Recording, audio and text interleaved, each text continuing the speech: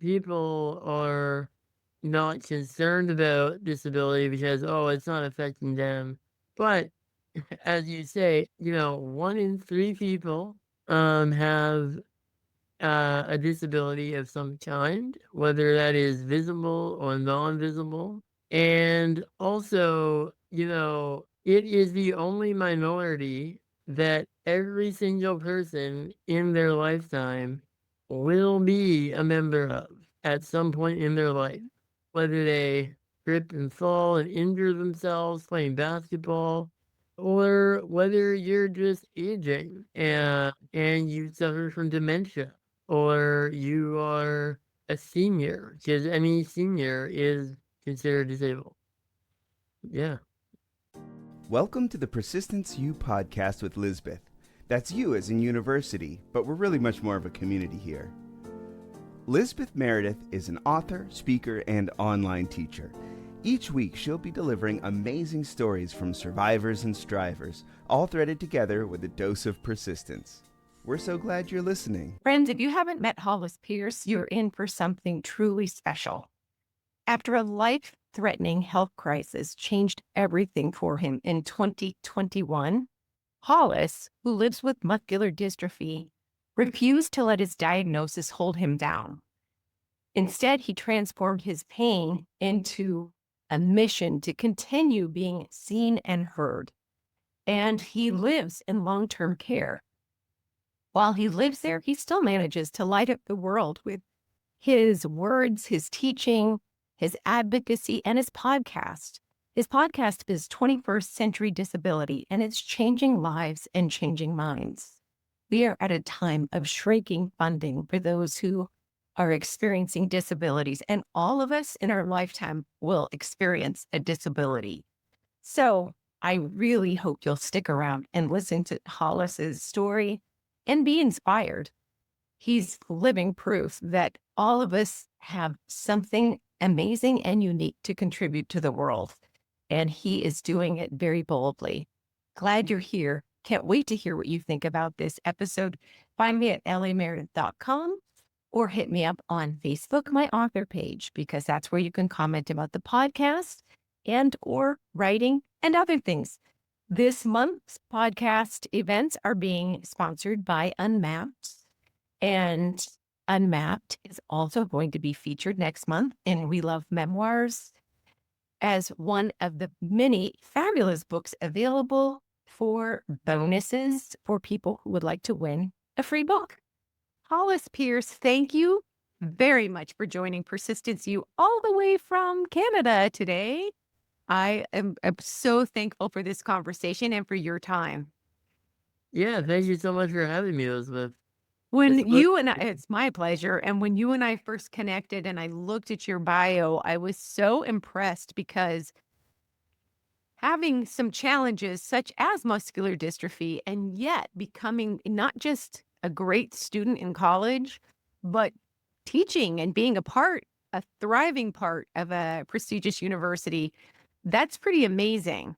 But can you tell us a little bit about when things took a shift in the last some years? Yeah, absolutely. Well, as you know, the pandemic hit and it impacted us all, but it especially impacted me because of my disability, I have like a very low immune system. So I am very susceptible to catching colds and things like that. And I did not have, before I had my vent, I did not have a very strong cough.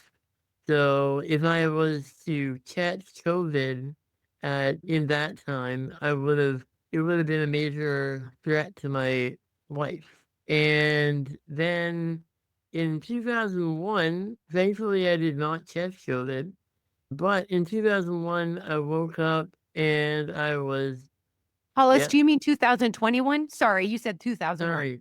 Yeah. Wow. Yeah. In 2021, I woke up one October morning and to find myself in the ICU and I was intubated and I had no idea where I was and I Mm. couldn't talk. And Shocking. yeah, and I was on isolation, so my family couldn't see me. I didn't know, like, yeah, yeah. And it was because what had happened was that my disability had progressed to the point where I didn't have the muscle capacity because of my muscular dystrophy. I no longer had the muscle capacity to exhale all of the CO2 that my body was creating. Okay. Yeah, yeah, And we don't even think about that normally. I mean, most of us never have to think about that, but that sounds like what a shock to the system because life was already challenging. And now you wake up being intubated. And really, what you need yeah, to do then is fight to get the quality of life that you had before. exactly, exactly. Yeah. Wow. And I was in the ICU for 3 months. Okay. And once I had stabilized, I was, the doctors sort of needed to know what path I wanted to take because they presented two different options. And they sort of said, okay, well, we can take the tube out and then send you to palliative care where we can guarantee you 6 months of life, or you can get a tracheostomy and be breathing out of the vent for the rest of your life in a hospital setting. And, I was 33 at the time. And so, I had just graduated from a master's degree and I was feeling like I really hadn't done all that my life had, you know, Sure. yeah, promised, yes.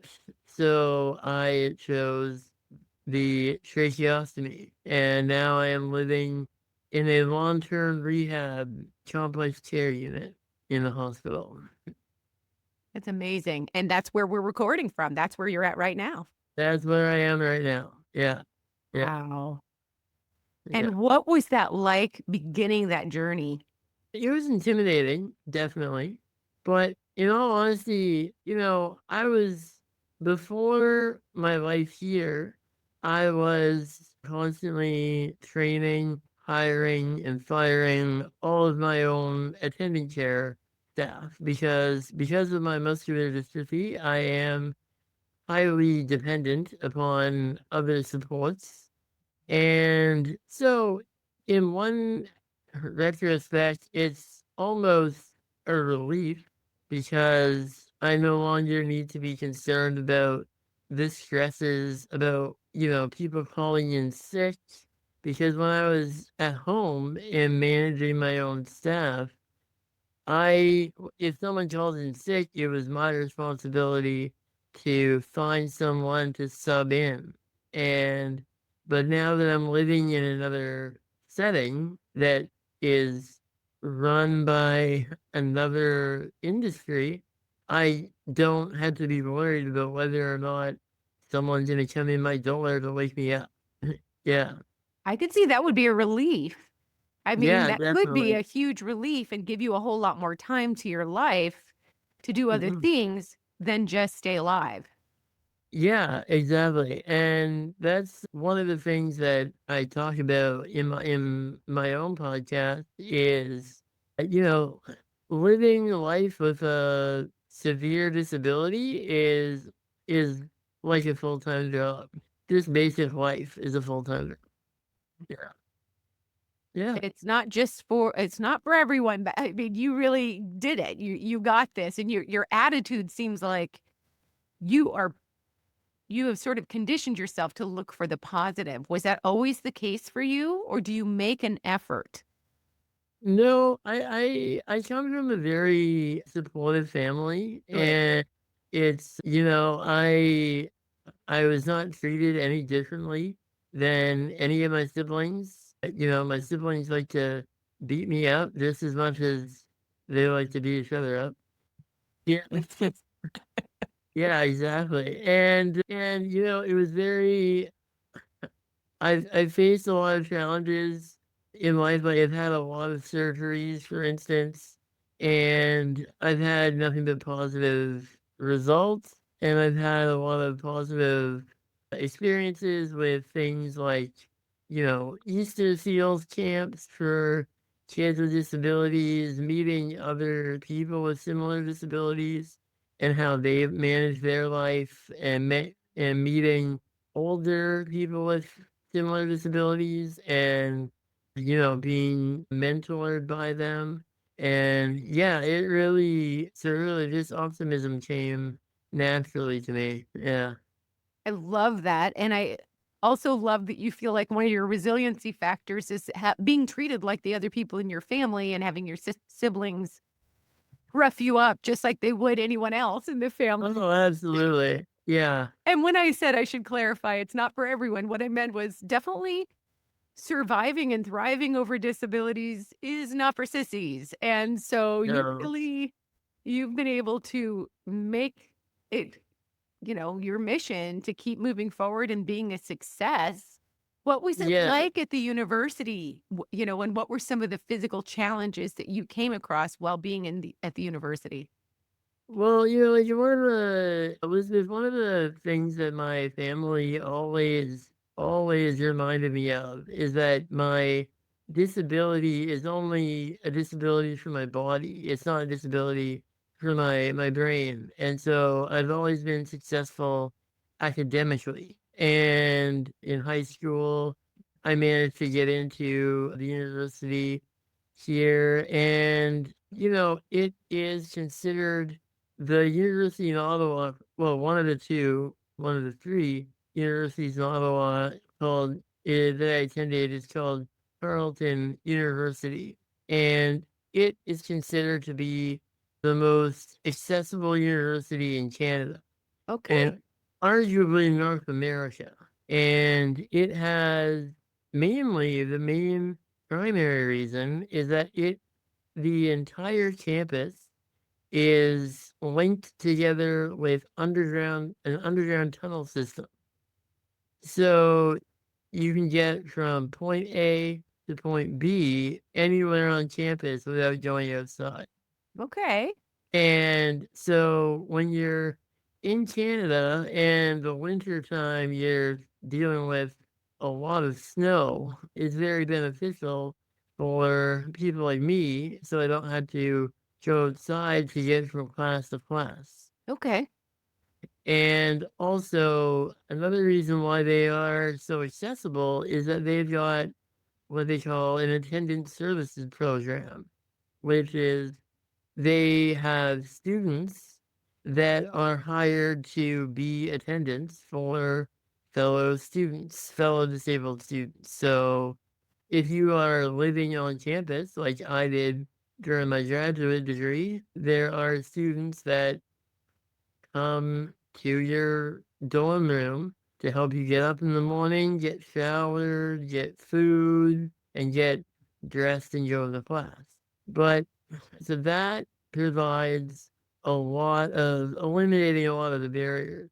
Mhm. However, it is still an old university. So there's some buildings where, I could get into the elevator. I could hit the outside of the button, for instance, but once I'm in the elevator, the buttons inside the elevator are not accessible to me. But sorry, this is a long-winded story. No, but I can imagine you get inside the elevator. That's great. That's your first win. And then the door is shut and you can't reach the buttons. Yeah, yeah. That's a And problem.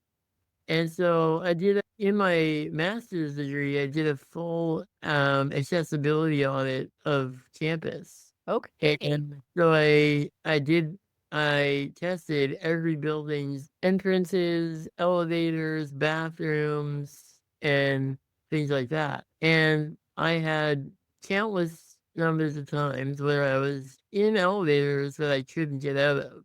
Oh, So that would scare me. I had to wait for about 40 minutes until someone came by and hit the button, and the door would open and I would be in there. That would And scare me to death. I think there are a lot of us who feel very enclosed in an elevator already, so I can't imagine. yeah, well, fortunately, like I live in the 21st century, and so I would send a text message to my sister and say, "Hey, guess where I am right now?" And she would laugh uproariously because she knew that I would only send her that message when I was stuck in an elevator. And yeah, but then one barrier in particular that I found just hilarious was there's a button, there's an automatic door opener from the tunnel system to the main university center building. And the automatic door button was a bit too high for my chair or hand to reach. So I would have to back up and hit it with my headrest. And I would have to tilt my chair back, hit it with my headrest. But then the issue was that the door would start to open towards me. And so I would have to pull out, spin around, and go back in before it would close on me. So it was a pretty fast event anyways. Yeah. That probably could be dangerous, you know? Yeah. Yeah. Just a bit. Because plus I would be going I would go back out into the tunnel to avoid the door, but oftentimes there would be maintenance workers flying by on golf carts. And and so thankfully I never got hit by one. And also thankfully I never hit anybody walking by. So Wow. yeah, Wow, wow, wow. yeah. Well, fantastic that you still persevered. You taught also. I Correct. did. Yeah. Yeah. I had a couple opportunities to give guest lectures in disability studies class as well as a social work class. Okay. Yeah, That's really exciting. What would you absolutely. say to people in this time of shrinking resources for all kinds of things? And, we still have a ton of people who need resources to be able to make their contribution to the world. What are some things people can do to be their own best advocate and create resources? Well, my automatic go-to is to just, as bad as I mean, as a pain as it is to pay taxes, some people that aren't related to or don't know people with disabilities don't realize that your tax dollars go to funding resources that help people like me, whether that be through, employment insurance or like what we here have in Canada or in Ontario is the Ontario Disability Savings Pension. And so because I am disabled, I can't have a full-time job. And so because of that, the Ontario government helps me by paying for the bills for me to live here in the hospital. And also they provide me with by paying 75% of a new electric wheelchair every 5 years. Okay. Um, Mind you, electric wheelchairs are very expensive. So the paying for the remaining 25% of those are can be challenging for someone that doesn't have a full-time job. And also, you know, in some ways it's almost like legislated poverty because you are not allowed to earn more than $200 a month on your own. Okay. And if you do, they'll cut you off completely. Okay. So that's fairly restrictive. Yeah, exactly. Exactly. Okay. And so, recently there was an election here in Ontario last week, and two of the parties that were in the campaign suggested they would double the OVSP payments, which would be fantastic. But we would still, disabled people would still be living below the poverty line, even if it doubled.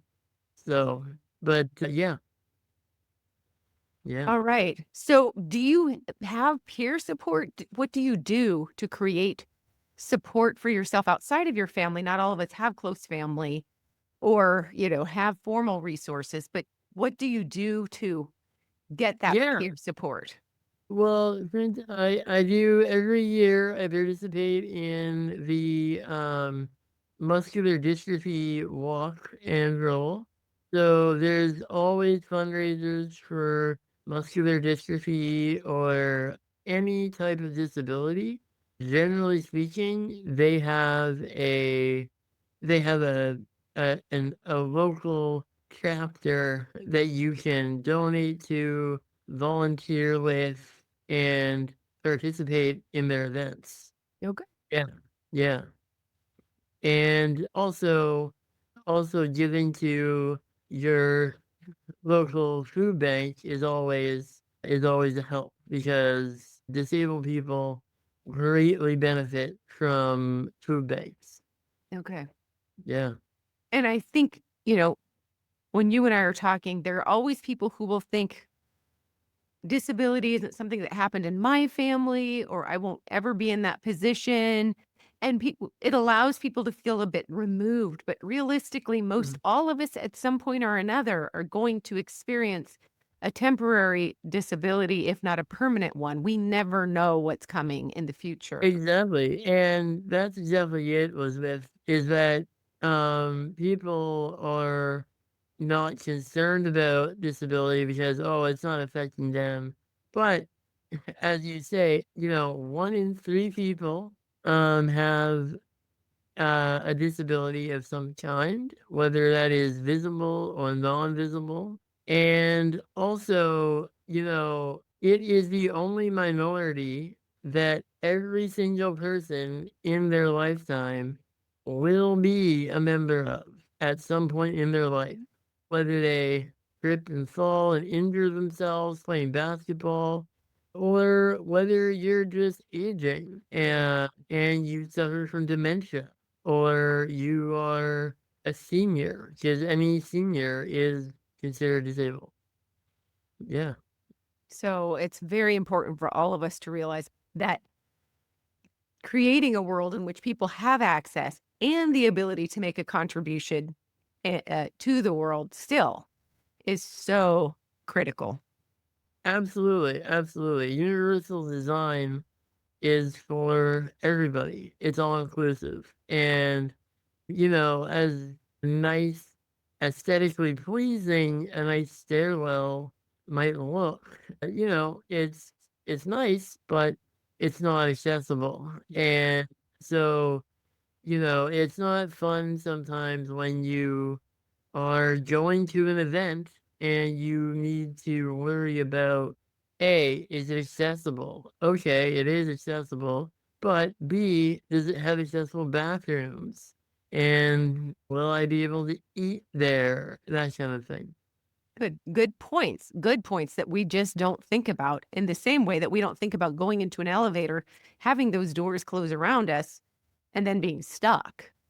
Yeah, So, exactly. yeah. So where can people reach out to you and learn more about the what you're doing and your life? All of that. Tell us. Yeah, absolutely. Well, I have a podcast called 21st Century Disability, and it is available anywhere you get your podcast, except for YouTube. It is a purely audio podcast. Okay. And I have a website called 21stcenturydisability.com. Okay. It's 21st Century Disability. And then you can find me on Instagram at 21st Century Disability, again, 21ST, and then Facebook and Blue Sky as well. Excellent. Yeah, Excellent. Thank you so much. This has been really fun and informative also. I appreciate it. And I'm glad that I think your siblings sound amazing. And, hopefully you really thank them for those early beatings when you were young. Just kidding. absolutely. The early Absolutely. roughhousing that they included you in, because I do think that if people are treated in a way that starts out expecting that you're going to be a scrappy survivor, we have a much greater chance in having that person turn out to be a scrappy survivor. So that's awesome. Exactly. I'm just kidding about the Exactly. beatings. Yeah. Roughhousing, we'll call it. Yeah. Yeah. Yeah. But thank you for having me, Elizabeth. And this is a wonderful podcast Oh, that you thank you. are putting together. And please continue it. Well, thank you so much. I loved having you and have a wonderful rest of your day. Yeah, you as well.